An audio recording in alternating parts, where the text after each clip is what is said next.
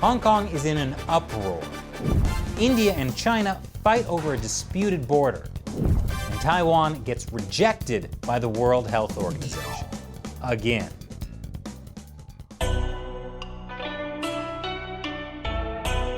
This is China Uncensored. I'm Chris Chappell. In recent episodes, we've talked about how the Chinese Communist Party has been escalating its crackdown on Hong Kong since the coronavirus outbreak began. And now, Beijing is taking a huge step to bring Hong Kong directly under its control, with a new national security law for Hong Kong. The law will ban secession, subversion of state power, foreign interference, and terrorism, which means that this will now be illegal. Also this, and especially this. Okay, some of those things were already illegal under Hong Kong law, but now they'll be even more illegal. The Hong Kong government previously tried to pass a national security law back in 2003 called Article 23. But the government backed down after 500,000 people protested, which just shows you the problem with having a government that is even partially elected by the citizens. It's like they think they have to listen to the people who elected them or something. The same thing happened with the extradition bill the Hong Kong government tried to pass last year. They eventually backed down after 2 million people marched in the streets. So that's a problem. But the Chinese Communist Party has the solution. If the Hong Kong government can't be trusted to pass a national security law themselves, Beijing will just do it for them. This week was the start of China's annual meeting of the National People's Congress, or NPC. It's essentially a rubber stamp Congress. In other words, they're a bunch of NPCs. And in a last-minute bombshell announcement, the NPC said they would look at establishing and enhancing the legal framework and enforcement mechanisms for safeguarding national security in Hong Kong. In other words, Beijing is trying to get more control. According to Chinese state-run media, the NPC could then pass Hong Kong's national security law within half a year or even sooner. If the NPC does pass a law, then Beijing could just force the Hong Kong government to accept it without it having to go through Hong Kong's legislature. Not that things are going very well in Hong Kong's legislature right now. Earlier this week, pro-democracy lawmakers were physically hauled out of LegCo for the second time this month. The pro-Beijing lawmakers were trying to push through a national anthem law that would make it illegal to disrespect the Chinese Communist national anthem. Violators would face big fines or 3 years in jail. And if it still isn't abundantly clear what the Chinese Communist Party is doing in Hong Kong, check this out. The Hong Kong government has extended its coronavirus lockdown through June 4th, which just so happens to be the anniversary of the Tiananmen Square massacre. The continued lockdown is for public health and safety, no other reason. When the government, Carrie Lam, said that the whole ban of gathering regulation will go to June 4th, then it's quite obvious what they are up to. For 3 decades of candlelight vigil in Hong Kong. And now they are banning it this year. So what they tell us about one country, two system? So they are trying to tell the world they don't care about one country, two system anymore. They are blatantly trying to suppress the freedom of people of Hong Kong. I don't know. How blatant is it, really? Is it blatant to sentence a Hong Kong protester to 4 years in jail for, quote, rioting? Is it blatant for the Hong Kong public broadcaster to shut down a satire show for criticizing police? Speaking of Hong Kong police, the police watchdog declared Hong Kong police did nothing wrong in protests last year, though it does admit there was room for improvement. Yes, let's look at their actions during protests last year. Is that blatant? One of the Hong Kong protesters' 5 demands was to set up an independent investigation committee to look into police brutality. That's because the IPCC, the Independent Police Complaints Council, is not actually independent. I know. Imagine having independent in your name and not really being independent. It almost sounds like it was a lie. But of course, Hong Kong Chief Executive Carrie Lam has said there's no need for a truly independent investigation. With regards to the Independent Commission of Inquiry, I have addressed it many times. The position of the government has never changed. Our position is simply that we do not agree there is a need to set up a separate independent inquiry to investigate the police. Blatant? Now, here's the funny thing about what's happening in Hong Kong. The Chinese Communist Party has been suggesting that Hong Kong's one country, two systems policy is also a great option for Taiwan. That is, Taiwan could become a part of the People's Republic of China either by A, a military invasion, or B, voluntarily joining up with a one country, two systems policy. And just like Hong Kong, Taiwan would get to keep its freedoms. Right. But Taiwan's democratically re-elected president made it very clear what she thinks about the one country, two systems deal in her recent inauguration address. We will not accept the Beijing authorities' use of one country, two systems to downgrade Taiwan and undermine the cross-strait status quo. We stand fast by this principle. Which then, I guess, leaves only option A, military invasion, which the Chinese Communist Party is already preparing for. Look, after all that Hong Kong news, I need something less depressing to talk about. So, here's President Tsai Ing-wen with one of her cats. Meanwhile, the U.S. State Department is monitoring whether Hong Kong still has autonomy. That's under the new Hong Kong Human Rights and Democracy Act. But earlier this month, U.S. Secretary of State Mike Pompeo said they were delaying their report. Right now, we're delaying our report to Congress that will assess Hong Kong's autonomy to allow us to account for any additional actions that Beijing may be contemplating in the run-up to the National People's Congress that would further undermine the people of Hong Kong's autonomy as promised by China. Well, delaying the report until after the NPC turned out to be a good idea. Of course, the Chinese Communist Party is now accusing the U.S. of blackmailing Hong Kong. Right now is a scary time for the people of Hong Kong. Under the security laws that are already in place in mainland China, you can be punished for anything from protesting the government to just criticizing the government on social media.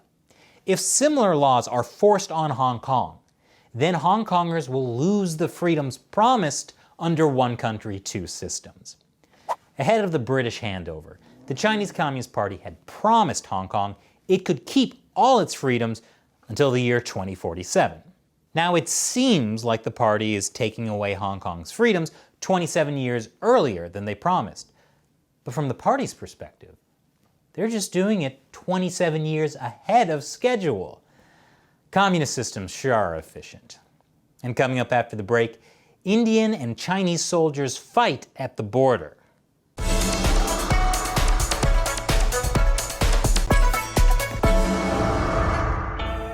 Welcome back to China Uncensored. I'm Chris Chappell. While the world is kind of distracted by this whole coronavirus pandemic, the Chinese Communist Party has started pushing the envelope in several territorial disputes with neighbors in the South China Sea, with Taiwan, with Japan, and now with India. On May 10th, Chinese and Indian troops clashed here in North Sikkim. It was a 150-person brawl with soldiers fighting and throwing rocks. 11 soldiers were injured. Why? Because they were throwing rocks at each other. I didn't even know adults did that. But that was actually the second incident that happened between Chinese and Indian troops in less than a week. On the night of May 5th, 250 soldiers clashed in eastern Ladakh near Pangong Lake. So at least 400 Chinese and Indian soldiers have been involved in two separate skirmishes this month. These kinds of physical disputes between Indian and Chinese soldiers happen more often than you might think. China and India actually fought a full-on war over territory back in 1962. Now, both sides have chosen to substantially reinforce the deployment of armed forces for the time being. This may remind you of a similar border conflict that happened back in 2017, when PLA troops harassed Indian ones near the disputed border. Its personnel were caught on camera jostling with Indian troops, sometime in second week of June across the ILAC in Sikkim. That resulted in a months-long conflict, but this time, both sides are trying to downplay the dispute. Chinese Foreign Ministry spokesperson Zhao Lijian said China and India stay in close communication and coordination concerning our border affairs within existing channels. Meanwhile, one of India's top generals said, as far as the situation in the northern border is concerned, I will not call it skirmishes, I would rather say it is face-offs, and these face-offs have been happening in the past also. Nothing new about it. Yes, India and China are involved in a face-off. The Chinese Communist Party is trying to box India in. They control a port in Sri Lanka that could one day become a naval base. They're also helping India's rival Pakistan build another port that could also one day become a naval base. And they've been trying to interfere politically in several countries that border India: Nepal, Bhutan, and Myanmar. And judging by how aggressive the Chinese regime is getting with all of its neighbors, why is this latest border spat being treated as nothing of concern? Well, it could be because India is still deciding if it wants to align with China or the US. India has bargaining power with both countries. And now, there's an unexpected bargaining chip: Taiwan. India, which is set to take over as the next chairperson of the World Health Organization's decision-making executive body in May, is faced with a major choice on whether to support a US move to reinstate Taiwan's observer status at the World Health Assembly, or to China's opposition to it. And China's little incursion across the disputed border could be a gentle reminder to India that China has a military that's willing to fight. You know, just in case India decides to support Taiwan. Or it could just have been that some Chinese soldiers started throwing rocks.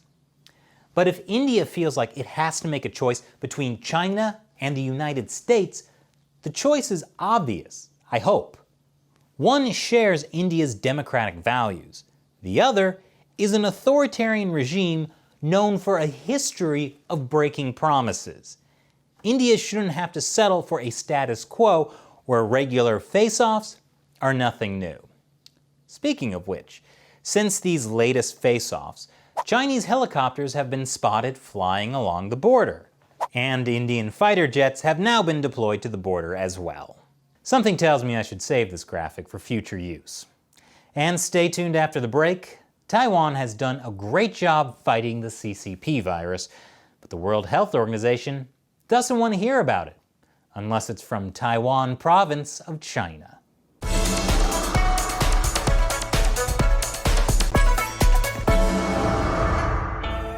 Welcome back to China Uncensored. I'm Chris Chappell. This week, the World Health Organization held an online meeting of member nations. It's called the World Health Assembly, and the main topic was how to tackle the coronavirus. However, Taiwan was not invited. Why? Isn't Taiwan, part of the world? Aren't they also dealing with the coronavirus? In fact, haven't they been the most successful at fighting it? Taiwan has a population of 23 million, but only 440 coronavirus cases and 7 deaths. Taiwan was also asking the WHO to vote on whether they could be an observer at all WHO meetings, something they had been allowed to do until 2016. But in the end, they decided to postpone their request. But shouldn't Taiwan have at least been at this WHO meeting about the coronavirus that Taiwan has been so successful at controlling? No, of course not. I'll get to the reason in a moment. But here's some important background information you need to know. This is YouTube CEO Susan Wojcicki on CNN's Reliable Sources in April. But then we also talk about removing information that is problematic. Anything that would go against World Health Organization recommendations would be a violation of our policy. Apparently, violations of YouTube's policy included our episode, Coronavirus, How WHO Corruption Helped It Spread. Yes, over the weekend, YouTube censored that episode, completely removing it, after it had been up for almost 3 months. In the episode, I reference things like this AP article about how the WHO spends more on first-class travel and 5-star hotels than on fighting AIDS, and how an internal audit found that the division of the WHO responsible for handling the coronavirus outbreak is so chronically underfunded it has repeatedly been found to pose a severe and unacceptable level of hazard. Now, at no point in this video did we actually go against World Health Organization recommendations, unless you count chronically underfunding your Health Emergencies Response Division while your leadership stays in 5-star hotels as a recommendation.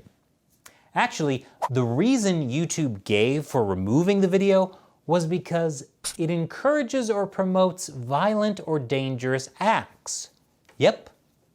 Now, after we appealed the decision and made a big stink about it on social media, YouTube put the video back online in just an hour.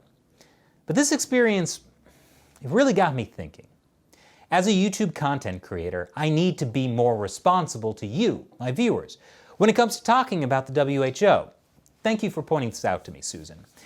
Which is why I've decided to praise the WHO for excluding Taiwan from their meeting. That's a good decision, one that really advances global health. And really, it's Taiwan's own fault for being excluded. They rejected China's main condition for entry, which was acceptance that Taiwan is part of China. I mean, it is. That's just objective reality if you look at maps created by China. Or read confidential internal memos from the WHO that instruct everyone to always say the Taiwan province of China. Yes, the World Health Organization always lists Taiwan as a province of China. They call it Taipei, the capital of Taiwan, and environs in a list of affected cities in China. And who am I to argue with Susan Majewski? I mean the WHO. I respect their recommendations on all matters. Now, the US was really pushing hard for Taiwan province of China to attend the WHO meeting. But come on, how many people has the US killed in the Middle East, which is very relevant to this issue? And anyway, it's not as if Taiwan province of China wasn't represented at the WHO meeting. Xi Jinping was there to represent all the provinces of China. He even gave a speech where he promised $2 billion to help fight the coronavirus. Wow, so generous with money. I can see why the World Health Organization has praised China for their transparent response to the coronavirus. China took action massively at the epicenter, at the source of the outbreak. This is heroic. The actions of China is making us safer. And I certainly wouldn't want to put a video on YouTube where I disagree with the head of the WHO. I wouldn't do that, Susan. And yet, Trump has been attacking the World Health Organization, and he's totally alone. He's saying the WHO's response to the coronavirus was too slow. That's Trump saying that, not me. I wouldn't do that, Susan. Trump is also now threatening to permanently cut U.S. funding to the WHO and possibly withdraw the U.S. from the WHO entirely. In a letter to the head of the WHO, Dr. Tedros, Trump writes, "If the World Health Organization does not commit to major substantive improvements over the next 30 days, I will make my temporary freeze of United States funding to the World Health Organization permanent and reconsider our membership in the organization." That seems kind of unfair to the WHO. I mean, sure, they've been very careful to never contradict China when it comes to the coronavirus outbreak. But is that really so bad? I mean, China is now even in favor of a coronavirus investigation. As long as it's done after the pandemic is over, and as long as the investigation is about no country in particular. I'm fine with it. So remember, everyone, be like Dr. Tedros and follow the WHO guidelines. Maintain at least 3 feet of distance between yourself and others. If you need to leave your house, wear a mask. And avoid touching your eyes, nose, and mouth. And definitely, ignore the president of Taiwan Province, China. Once again, I'm Chris Chappell. See you next time.